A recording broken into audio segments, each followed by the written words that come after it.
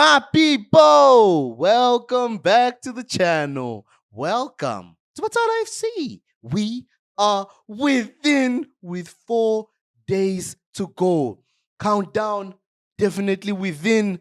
Premier League, Liverpool versus Bournemouth on Friday. Friday, we shall be within. Can't wait, guys. I know you all are excited. So, shall we break down the changes that shall occur? Outside of football, a few things have been added. We did speak on the laws on the channel. I don't know if you guys caught that. I know that's me in lecturer mode of sorts. Not the best or most fun videos, but important videos because football is not just men on the pitch tackling and playing. There's so much more. Now it's business, if anything. So, shall we break down these new laws? And in the Premier League Summer Series, we got a bit of a feel of these additions to the rules. With Ruben Amorim, I saw an interview at halftime between Man United and Everton, and Amorim's being asked, "How are you feeling about the game? How do you feel about the goal you conceded?" And Amorim, him being new to the Premier League, he's cordial. He's just giving his feelings. I can't wait to see Pep.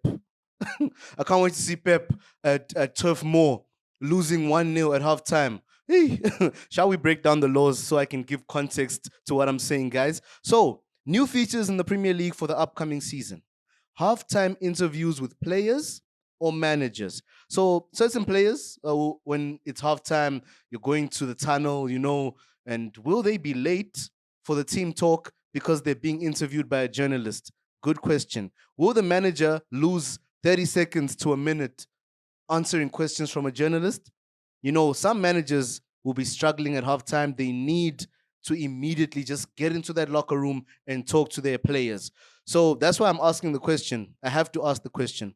Is this necessary or unnecessary? All three laws. Let me know your thoughts, guys. So first one, we're going to see these halftime interviews.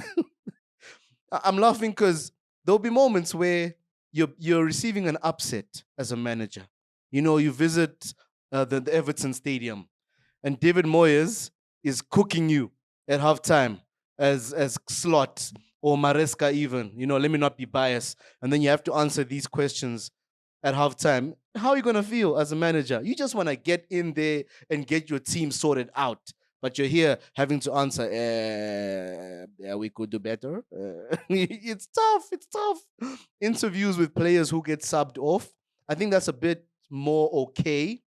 I'm neutral. Necessary versus unnecessary. I'm very neutral with this one. Ask the player how they felt. That's okay. How's the game going? Are you happy or sad to be taken off? Do you think you could have impacted the game? You know how these English journalists try to get something out of players. And this is all just maybe for PR of sorts. This is going to bring news. If a player comes off and they're frustrated, for example, maybe a Cole Palmer, just to use my club as an example, Cole Palmer doesn't expect to come off. You take him off, he feels maybe he could have impacted the game. He might just give you an answer that might just make headlines, if I'm being honest. And is that necessary? No. You get me? We move, guys. And then the last one, we're just reacting to this, rapidly so. So it's going to be a short segment, definitely so. Dressing room broadcasts. Will these broadcasts have audio? That's my question. Maybe they've clarified this to a certain degree. I just have this template for you guys. Will we be able to hear what the manager is saying to the players? That would not be right. That's intrusive, I would say. So maybe we just get to see the body language of the players. Are you pulling up your socks? Are you looking into the manager's eyes? Or are you looking down at your feet or whatever? Are you disappointed with yourself? Are you happy? Whatever it may be. But overall, of the 3 points, I think that's the most unnecessary.